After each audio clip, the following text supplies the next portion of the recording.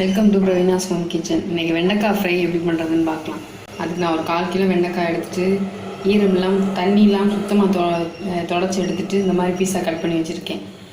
ஒரு பெரிய வெங்காயம், 1 ஸ்பூன் கறி மசால் தூள், 1.5 ஸ்பூன் மிளகாத்தூளோட நான் சீரகமும் மஞ்சளும் சேர்த்து அரைச்சிருக்கேன். எனக்கு வீட்டில் அரைச்ச பொடின்றதுனால நீங்கள் தனி மிளகா பொடி போட்டிங்கன்னா ஒரு 1/2 ஸ்பூன் சீரகத்தூளும் ஒரு 1/4 டீஸ்பூன் மஞ்சத்தூளும் சேர்த்துக்கோங்க.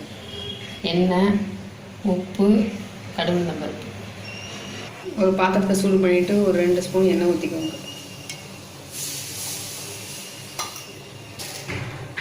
எண்ணெய் காஞ்சதும் கொஞ்சமாக கடுகு, உளுந்த பருப்பு.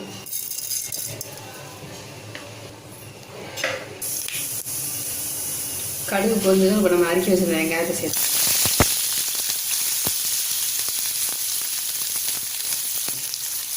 கருவேப்பிலை,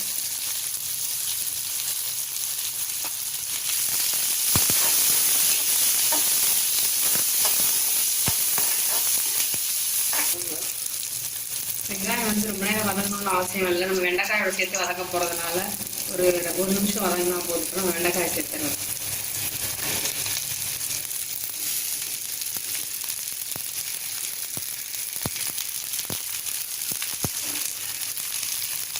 தேவையான உப்பு,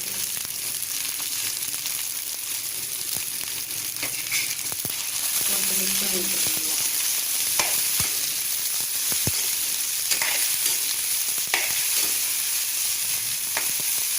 வெண்டைக்காய் போடும்போது ஈரம்லாம் வந்தாலும் நல்லா வதங்கும். ஈரம் இருந்துச்சுன்னா ஒரு மாதிரி கம் மாதிரி ஒட்டிக்கிட்டே இருக்கும்.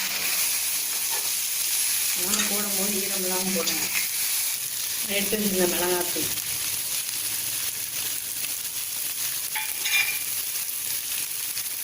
கறி மசால் பொடி,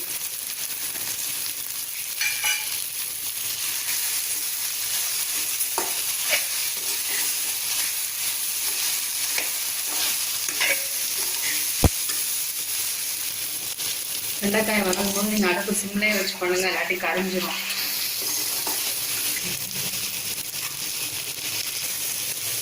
ஊற்றின எண்ணெய் பத்தலைன்னா வதங்கிட்டு இருக்கும்போது இன்னும் 1 ஸ்பூன் எண்ணெய் ஊற்றிக்கோங்க.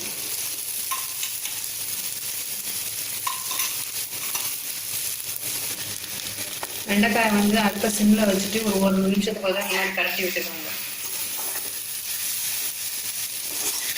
அது எப்படி குக்காக இருக்கும், ஒரு 10 மினிட்ஸ் ஆகும். ஏன்னா நம்ம அடுப்பை சிம்மில் தான் வச்சுருக்கோம். நல்லா வெங்காயம் வெண்டைக்காய் நல்லா வதங்கி ஒரு சின்ன பீஸாக ஆகிடும். வெண்டைக்காய் நல்லா வதங்கி நல்லா ரோஸ்ட் ஆகிடுச்சு. இப்போ நம்ம இறக்கிடலாம்.